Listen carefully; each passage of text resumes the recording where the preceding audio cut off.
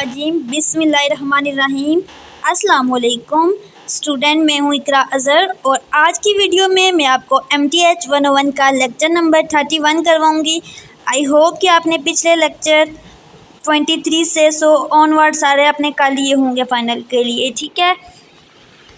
और I hope कि आपको समझ भी आ रही होगी, ठीक है। इसी तरह आप पिछले लेक्चर कवर करते जाएँ और साथ साथ अगला काम डेली का डेली करते रहें ताकि आप पीछे ना रहें, ठीक है। तो लेक्चर नंबर 31 को स्टार्ट करते हैं।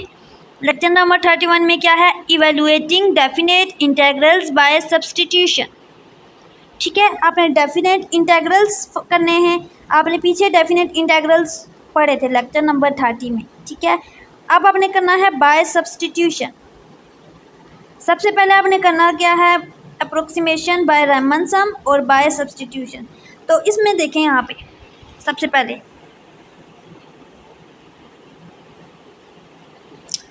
ये क्या है? कहते हैं कि आपके पास इंटीग्रेशन होती है, ठीक है। ये इंटीग्रेशन होती है, ये इंटीग्रेशन का सिंबल है। एक फंक्शन होता है और उस फंक्शन का dx लिखा होता है, यानी कि जो भी वेरिएबल होता है ना वो। तो यहाँ पे f ऑफ x है, यानी कि फंक्शन के अंदर f ऑफ x का ये मतलब है f एक फंक्शन है जिसके अंदर x वेरिएबल यूज़ हो रहा है, यानी कि x square plus 2x plus 3 इस तरह का फंक्शन है। अगर हमारे पास फंक्शन हो y square plus 2y plus 1 तो हम कहते हैं f ऑफ y फंक्शन है, ठीक है। तो फंक्शन का जो नाम होता है, जो वेरिएबल यूज़ होता है उसके अकॉर्डिंग। तो यहाँ पे x है तो फिर d ऑफ x लिखेंगे। अगर तो हमारे पास यहाँ पे f ऑफ y होता है तो d ऑफ y होता है, ठीक है। ये आपने क्लियर कर लेना है। हो सकता है पेपर में आपको यही एग्जांपल दे दे जो मैं आपको समझा रही हूँ। जस्ट वहाँ पे f ऑफ y का नाम दे दे फंक्शन का और यहाँ पे आपने d ऑफ y ही साथ लगाना है। उसके बाद ये आपको पता है लोअर लिमिट होती है, अपर लिमिट होती है। ये अगेन मैं आपको बहुत बार बता चुकी हूँ, फिर अगेन बता रही हूँ। नेक्स्ट आपने करना क्या है? यहाँ पे क्या कहना चाह रहे हैं? कह रहे हैं कि एक फंक्शन है, ये वही फंक्शन जो आपने पिछले लेक्चर में पढ़ा था। पहले आपने पढ़ा था एरिया, ठीक है, दूसरे फार्मूले से जिसमें आप डेल ऑफ एक्स निकालते थे। फिर आपने ये इंटीग्रेशन नेक्स्ट लेक्चर में डेफिनेट इंटीग्रल की और आपने बोला कि ये दोनों चीज़ें आपस में इक्वल हैं। अब आप क्या बोल रहे हो कि यही चीज़ इस चीज़ के इक्वल है। इसका क्या मतलब है? इसका ये मतलब है कि ये इंटीग्रेशन अभी हुई नहीं है, ये एक फंक्शन गिवन है और उसके साथ इंटीग्रल लगाया है। इसका मतलब है कि इस ब्रैकेट का मतलब है कि ये आपके पास फंक्शन इंटीग्रेट हो गया है। इंटीग्रेट होने के बाद जैसे हमारे पास ये एक्स स्क्वायर था, कोई भी नंबर फंक्शन था, यहाँ पे एफ ऑफ एक्स की जगह पे एक्स स्क्वायर था और यहाँ पे ये इंटीग्रेट हो गया। तो आपको पता है पावर एक प्लस होती है, 2 + 1 3 और जो पावर आती है वही नीचे आती है इंटीग्रेशन में। तो ये चीज़, इसका ये मतलब है इस ब्रैकेट का। ये आ गया, ये हम सारा काम सीख चुके हैं। अब कह रहे हैं कि हमारे पास जो नीचे चीज़ होती थी और ये ऊपर, इसको एज इट इज़ यहाँ पर लिख देते हैं और अगले स्टेप में हम इसी चीज़ को फंक्शन के ऊपर उसके जब उसको इंटीग्रेट कर लेते हैं उसके ऊपर आपको अप्लाई करते हैं। कैसे? यहाँ पे देखें, कह रहे हैं कि एक फंक्शन है, ठीक है, उसका डेरिवेटिव ये वही चीज़ है। क्या कह रहे हैं इसमें अगले स्टेप में? G of X G dash of X. इसका क्या मतलब है? इसका ये मतलब है कि एक फंक्शन जो हम ले रहे हैं, ठीक है, वो उसका डेरिवेटिव अगर हम निकाल सकते हैं, जैसे सब्स्टिट्यूशन आपने की थी तो उसका डेरिवेटिव अगर आप निकाल सकते हैं तो उसके डेरिवेटिव को भी यहाँ पे लिखते हैं। जैसे कि हमारे पास था एक्स स्क्वायर प्लस 1, इसको हम इंटीग्रेट कर सकते हैं लेकिन इसकी पावर भी 2 है। यही बात है, इसकी पावर भी 2 है, यानी कि अगर किसी भी वेरिएबल की होल पावर हो तो उसको भी हम इंटीग्रेट कर सकते हैं, यानी कि दोनों को हम इंटीग्रेट कर सकते हैं। तो हम क्या करते हैं? सबसे पहले जो बाहर वाली चीज़ होती है, ये वाली एंड वाली चीज़, इसको इंटीग्रेट करेंगे और अंदर वाली चीज़ का डेरिवेटिव लिख देंगे। जैसे कि यहाँ पे लेट्स सपोज कि हमारे पास एक एच जी ऑफ एक्स है। अब देखें जी ऑफ एक्स क्या है? H of x. अगर तो ये हमारे पास एक फंक्शन कोई भी हो सकता है, ज़रूरी नहीं है एफ ऑफ एक्स है, एफ ऑफ वाई हो सकता है, एच ऑफ एक्स हो सकता है, जी ऑफ एक्स हो सकता है, ठीक है। कह रहे हैं कि एच ऑफ अगर एक्स एक हमारे पास फंक्शन है उसको हम इंटीग्रेट तो कर सकते हैं, लेकिन यहाँ पे एच ऑफ एक्स नहीं है, यहाँ पे जी ऑफ एक्स है और जी ऑफ एक्स एक लग फंक्शन है और ये एच ऑफ एक्स लग फंक्शन होता है। तो ये ओवरऑल एक फंक्शन बन रहा है एक, और एक ये जो है अंदर वाला फंक्शन बन रहा है। तो इस तरह की जब सिचुएशन आ जाए तो जो अंदर वाला फंक्शन है उसका डेरिवेटिव होना ज़रूरी है। तो यहाँ पे जी एफ एक्स है तो जी एफ का डेरिवेटिव क्या हो, जी डैश एफ एक्स। इसको जब आप एक एग्जांपल से करोगे तो आपको बिल्कुल क्लियर हो जाएगा। तो इस कंडीशन में आप क्या करते थे, वैसे लेट्स सपोज करते थे इस नंबर को u के इक्वल, फिर उसका डेरिवेटिव लेते थे, फिर उसके डेरिवेटिव के अकॉर्डिंग यहाँ पे आप सब्स्टिट्यूट करते थे। अगर तो वैल्यू लेबल हैं तो गुड, वेल एंड गुड, लेकिन अगर वैल्यू लेबल नहीं थी तो आप क्या करते थे, लेबल करते थे, कुछ ना कुछ डिवाइड मल्टीप्लाई करके, या एक वैल्यू को दूसरी साइड पे ले जाओ तब भी बैलेंस हो जाती है। ये सारा काम आप कर चुके हो। अब यहाँ पे ये क्या कहना चाह रहे हैं, नेक्स्ट कह रहे हैं कि अब हम एक न्यू इंटेग्रल देखते हैं। यहाँ पे इस चीज़ को छोड़ देते हैं, इसकी एग्जांपल को हम देखते हैं। ये हमारे पास एक एग्जांपल है, ठीक है। इसमें हमारे पास इंटीग्रेशन गिवन है और हमें upper limit lower limit given है, और उसके अलावा हमें यहाँ पे एक फंक्शन भी गिवन है। अब मसला ये है, ये लेट्स सपोज कि एफ ऑफ कौन एक्स फंक्शन है, क्योंकि एक्स वेरिएबल है, एफ ऑफ एक्स फंक्शन है, ये जी एफ एक्स भी आप कह सकते हो, ठीक है। यहाँ पे एफ ऑफ एक्स एक फंक्शन है। अब मसला ये है कि एक्स को भी हम इंटीग्रेट कर सकते हैं, एक्स स्क्वायर प्लस 1 को भी हम इंटीग्रेट कर सकते हैं, और किसी भी ब्रैकेट के अंदर कोई भी नंबर हो उसका पावर हो उसको भी आप इंटीग्रेट कर सकते हो। ये थोड़ी सी कॉम्प्लिकेटेड सिचुएशन आ गई है, ठीक है। इस सिचुएशन से कैसे निपटना है, आपने सबसे पहले तो किसी चीज़ को सब्स्टिट्यूट करना है यहाँ पे किसी भी एक वेरिएबल से, ठीक है। तो ऐसा वेरिएबल लेना है, यहाँ पे तो एक्स है तो यहाँ पे कोई और वेरिएबल लेट सब्स्टिट्यूट करते हैं। तो हम यू ही करते आ रहे हैं, ज़रूरी नहीं है कि आपने यू ही करना है, आप कोई भी कर सकते हो सपोजिशन, ठीक है। तो जो मैं करवा रही हूँ वही करो, ताकि आपके कंसेप्ट, अगर आप एक जगह पे एक चीज़ सब्स्टिट्यूट कर रहे हैं दूसरी में तो आगे आप कंफ्यूज हो जाओगे, ठीक है। आप बेसिकली आप टॉपिक को समझा करो। यहाँ पे u is equal to X square plus 1 हमने सब्स्टिट्यूट किया, इसका डेरिवेटिव लिया तो मेरे पास 2x dx है। अब देखते हैं ये वैल्यू बैलेंस है जी हाँ, एक्स स्क्वायर प्लस 1 तो मेरे पास आ गया, u का क्यूब आ गया, ठीक है, u का क्यूब आ गया। यहाँ पे ऊपर लिमिट लोअर लिमिट वही। अब मेरे पास बचा क्या है, यहाँ पे एक x बच गया और एक dx बच गया, ठीक है, x और dx, और यहाँ पे क्या है 2x dx। अब यहाँ पे क्या चीज़ बैलेंस नहीं है, यहाँ पे मैंने du लगाना है, मेरा काम है यहाँ पे du लगाना, लेकिन du तो 2x dx के इक्वल है, जबकि यहाँ पे मेरे पास x dx है। अब मुझे 2 चाहिए तो मैं क्या करूँगी, 2 को मल्टीप्लाई डिवाइड करूँगी, और जो मल्टीप्लाई वाला है वो उसमें कंसीडर हो जाएगा और जो डिवाइड वाला है वो बाय लेबल हो जाएगा, ठीक है। यहाँ पे आ जाएगा, उसको हम अगले स्टेप में जाके बाय ले लेंगे, ठीक है। इसी तरह फिर आप इसको इंटीग्रेट करोगे, उसमें वैल्यू को सब्स्टिट्यूट करोगे, सॉल्व आउट करोगे, आपके पास आंसर आ जाएगा। ये सारा वही मेथड था। अब मेथड 2, ये मेथड वो था जो आप कर चुके हो। अब मेथड 2 जो न्यू है, इसमें क्या करते हैं, u is equal to 1 if x is equal to 0। कह रहे हैं कि x की वैल्यू यहाँ पे क्या था 0 और 2। अब हमने इस लिमिट को भी पुट करना है, ठीक है, यहाँ पे 0 और 2। अब यहाँ पे देखिए, यहाँ पर हमने इसको इंटीग्रेट किया तो हमारे पास ये चीज़ आ गई 1/2 u क्यूब डी यू को हमने इंटीग्रेट किया तो हमारे पास आ गया u4 डिवाइडेड बाई 8 प्लस 3। उसके बाद लिमिट्स को देखना है, लिमिट्स क्या है हमारे पास 0 और 2। लेट्स सपोज एक लोअर लिमिट है एक अपर लिमिट है। सबसे पहले हम लोअर लिमिट को लेते हैं, ठीक है।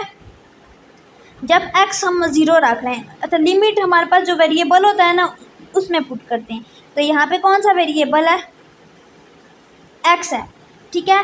तो कह रहे हैं जब हम x को हम 0 रखेंगे, जब हम x को 0 रखेंगे तो y हमारे पास u1 आ जाएगा। ये देखें कैसे u1 और x की वैल्यू 2 पुट की तो मेरे पास आंसर आया 5 आया। अब आपने न्यू लिमिट लेनी है u के अकॉर्डिंग 1 और 5। क्यों, क्योंकि अब आप u को यूज़ कर रहे हो, ठीक है। जिस चीज़ को यूज़ कर रहे हो वो ही लिमिट लेनी है, क्योंकि यहाँ पे देखिए du यूज़ हो रहा है तो लिमिट में भी u होना चाहिए ऊपर नीचे।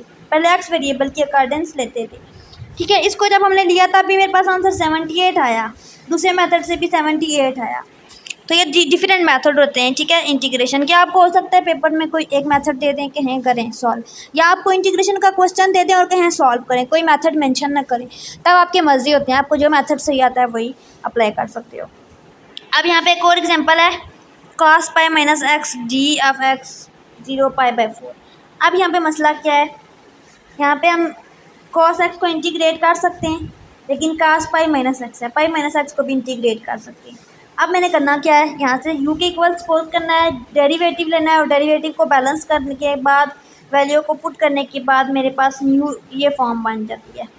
अब मैंने इस फॉर्म को इंटीग्रेट करना है। आपको पता है cos का इंटीग्रेटिव होता है साइन प्लस साइन, ठीक है। तो प्लस माइनस माइनस होके सॉल्व आउट हो गया, ये आपके पास सॉल्व आउट हो गया।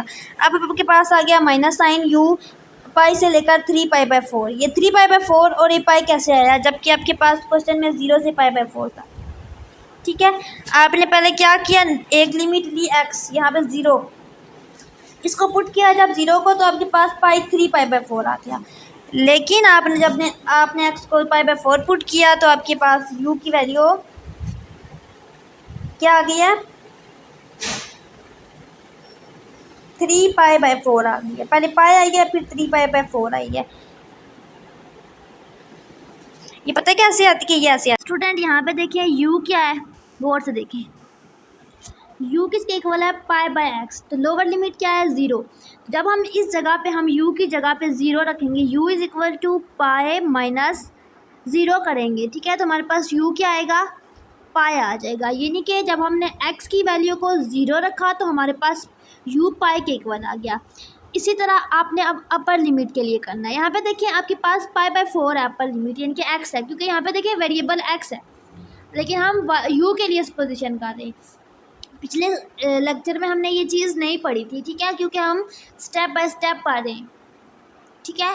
पिछली चीज़ हमें थोड़ी बता रहे हैं, अगले स्टेप में फर्दर बता रहे हैं, इसलिए जब तक आपके पिछले लेक्चर का सही से आपके कवर आउट नहीं होंगे, आपको अगला लेक्चर नहीं समझ आएगा, ठीक है। अब यहाँ पे क्या कर रहे हैं, यहाँ पे देखिए पाई/4 है, ठीक है। जो वेरिएबल यहाँ पे वेरिएबल x है ना, तो अपर लिमिट में हमने x की जगह पे पाई/4 पुट करना होता है, लेकिन यहाँ पे क्या करना है, हमने u की फॉर्म में कन्वर्ट किया है, तो हमारे पास लिमिट भी u में होनी चाहिए।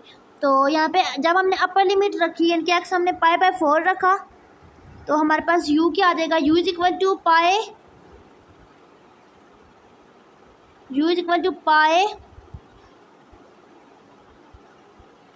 u is equal to pi minus x. X क्या है हमारे पास, पाई/4। तो पाई/4 को हमने जब डिवाइड किया तो हमारे पास क्या आ जाएगा, एलसीएम लिया तो 4 पाई माइनस पाई/4 विच इज़ इक्वल टू 3 पाई/4।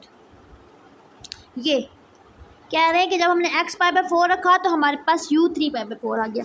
अब हमने जो दो u निकाले हैं, इन्हीं दो u को पुट करना है। ये यहाँ पे अब कॉस ऑफ u हमने लेट जो किया है, वहाँ पे सुपोजिशन भी इसके अकॉर्डिंग करनी है। अब इसको हमने जब इंटीग्रेट किया तो हमारे पास माइनस साइन u आ गया, और लिमिट हमने कौन सी रखी, जो हमने न्यू निकाली है वो रखी, ठीक है। यहाँ पे देखें, अब नेक्स्ट क्वेश्चन क्या है, लिमिट को पुट कैसे करते हैं। यहाँ पे देखें, यहाँ पे क्या है, सबसे पहले आप फंक्शन को एज इट इज़ लिखते हो, ठीक है, सारे को। यहाँ पे क्या है, जो इंटीग्रेट किया है माइनस साइन है, ठीक है, ये है।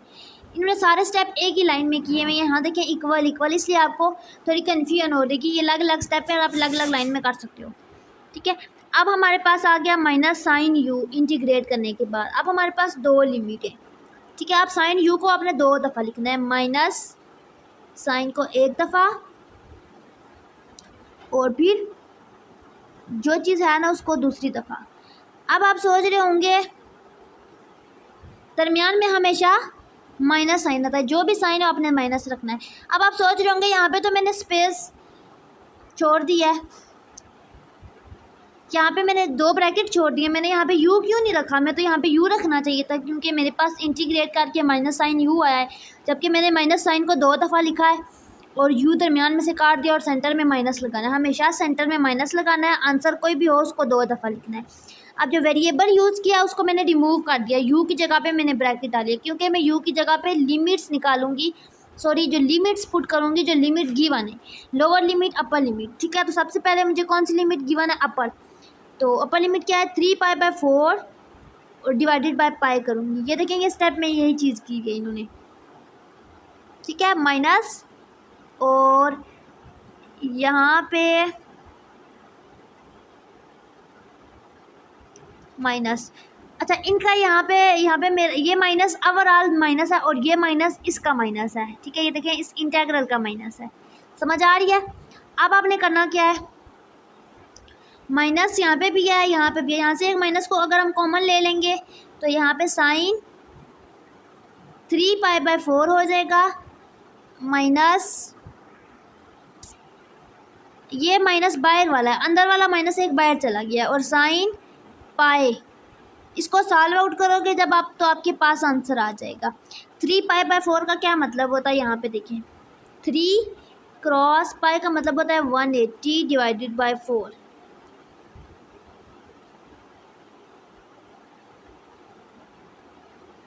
फोर्टी फाइव 3 ज़र क्या होता है,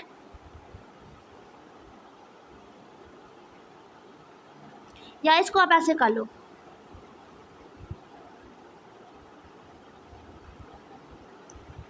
one 180 multiply by 3, 540 divided by 4, 4 1 ज़र 4, 1 4 4 3 ज़र 12, 4 5 135 डिग्री एंगल आ गया। अब आपने करना क्या है, यहाँ पे साइन 3π/4 की जगह पे आपने माइनस को यहाँ पे देखें, माइनस को एज इट इज़ यहाँ पे रखना है, और यहाँ पे जो साइन 3π/4 था, यहाँ पे 3π/4 मेरे पास 130 डिग्री है, तो मैंने कैलकुलेटर में लिखना है साइन 135, तो मेरे पास आंसर आएगा 1/√2, ठीक है। या फिर आंसर आएगा पॉइंट की फॉर्म में, आप पॉइंट की फॉर्म में भी लिख दें, ठीक है। अगर टेबल से देख के लिख सकते हैं तो वो भी ठीक है। अब माइनस यहाँ पे देखें, ये आपकी जो फर्स्ट ईयर की बुक है मैथ की, ठीक है, उसका मैंने यूट्यूब पे आई थिंक लेक्चर करवाए हुए, वहाँ पे ये डिटेल में बताते हैं कि 3π हो, 5π हो, 7π हो, इसकी बड़ी डीपली इन्होंने पूरी डिटेल बताई हुई है चैप्टर 13 में या 12 में या फिर चैप्टर 9 में, ठीक है। उसके बाद माइनस साइन पाई है। अब साइन पाई का मतलब है 180, ठीक है। 180 पे साइन, अब कैलकुलेटर में लिखना है साइन, और पाई होता है 180 लिखना है, तो आपके पास कैलकुलेटर आंसर देगा जो कि 0 आया है, ठीक है। इसको सॉल्व आउट किया, मेरे पास फाइनली -1/√2 आंसर आया। ये मेथड सब्स्टिट्यूशन मेथड था जो पिछले लेक्चर में हमने किया था। हम पिछले लेक्चर में वैल्यू को सब्स्टिट्यूट करते थे, उसको सॉल्व आउट करते थे। अब इस लेक्चर में हमने क्या किया, उसी वैल्यू को सब्स्टिट्यूट किया, सॉल्व किया, लेकिन मसला क्या था, अब हमें लिमिट भी गिवन थी, अपर भी लोअर भी, और लिमिट एक्स वेरिएबल था, तो एक्स ज़ाहिर है एक्स वेरिएबल को हमने सब्स्टिट्यूट किया था पहले वाई में, तो जब हमने वाई में सब्स्टिट्यूशन की थी, ठीक है, तो फिर मैंने लिमिट को भी वाई में ही चेंज करना है, क्योंकि लिमिट क्वेश्चन में एक्स वेरिएबल की थी, ठीक है। फिर मैंने उसको यू में कन्वर्ट किया, फिर उन लिमिट को अप्लाई करके मैंने सॉल्व आउट किया, ठीक है। ये काम मैंने किया, आई होप कि ये आपको समझ आ गया होगा। बहुत ही ईजी काम है ये, जस्ट आप अगर इस चीज़ को गौर से समझो। नेक्स्ट टॉपिक है approximation by Riemann sum method. इसमें आपने क्या करना है, रिकॉल का मतलब है रिकॉल, दोबारा कॉल करना, दोबारा याद करना, दोबारा रिवाइज करना, ठीक है। इन सब का एक ही मतलब होता है, that a Riemann some is a expression, एक ऐसा एक्सप्रेशन होता है। कह रहे हैं कि याद करें कि हमने रायमन सम इस टाइप का एक्सप्रेशन पढ़ा था, आपको याद होगा, अपने लेक्चर नंबर 26 या 7 में या 5 में पढ़ा था, ठीक है, कि f(x) के होता था डेल ऑफ x के, और के आपके पास कोई इंटीग्रल होती थी, कि आपकी असाइनमेंट जो आई है यही आई है, ठीक है, ये आपने पढ़ी थी। और ये हम क्यों फाइंड करते थे, एरिया अंडर द कर्व, ठीक है। लेकिन कह रहे हैं कि अगर हम इसकी लिमिट भी लेते थे तो हम क्या करते थे, डेफिनेट इंटीग्रल के मेथड को यूज़ करते थे। ये सब हम पढ़ चुके हैं, ये हम रिकॉल कर रहे हैं, दोबारा से रिवाइज कर रहे हैं, इसको छोड़ दें। और हमने ये चीज़ भी पढ़ी थी कि ये चीज़ इसके इक्वल है। अच्छा, ये एक होता है इक्वल और एक ये इक्वल होता है, ये दोनों का मतलब होता है बराबर है। इक्वल का मतलब है कि बिल्कुल 100% बराबर है। अप्रोक्सीमेटली इक्वल का मतलब है कि अंदाज़न ये अप्रोक्सीमेटली इक्वल है, मीन कि मैं कह रही हूँ कि 1 इज़ इक्वल टू 0.9999 अप्रोक्सीमेटली, यानी कि 1 0.9999 के इक्वल है। कैसे, जब राउंड ऑफ करेंगे तो वो इक्वल हो जाएंगे, यही बात है। लेकिन ये एग्जैक्ट इक्वल नहीं है, इसमें एक 0.001 का डिफरेंस ज़रूर है। डिफरेंस तो है ना, जितना भी माइनर सा डिफरेंस हो, डिफरेंस तो है। तो इस चीज़ को कहते हैं कि ये अप्रोक्सीमेटली इक्वल है। इनके आंसर में जस्ट बिल्कुल माइनर सा डिफरेंस हो सकता है और वो राउंड ऑफ करके कवर हो जाएगा, इसका ये मतलब है।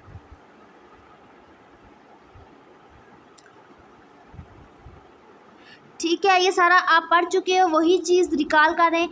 कह रहे हैं कि अगर हमारे पास एक फंक्शन है एफ ऑफ एक्स के, ठीक है, एक्स के का क्या मतलब है, एफ ऑफ एक्स आपने पढ़ा था और डेल ऑफ एक्स पढ़ा था, अब के आगे, के का मतलब है सब इंटरवल। सब इंटरवल का आपने नाम सुना होगा, सब इंटरवल्स पहले भी मैं बता चुकी हूँ। जैसे हमारे पास एक इंटरवल है, लेट्स सपोज हमारे पास एक इंटरवल है 1 से लेकर 5 तक, मुझे कह रहे हैं इसकी सब इंटरवल निकालें। तो सब इंटरवल कैसे आएंगी, 1 और 2 के दरमियान में जो भी नंबर होंगे 5 के दरमियान में, वो सारे इसकी सब इंटरवल्स हो जाती हैं ये। ठीक है, ये मैंने इसके सब इंटरवल्स बनाए, इसके छोटे छोटे टुकड़े किए हैं।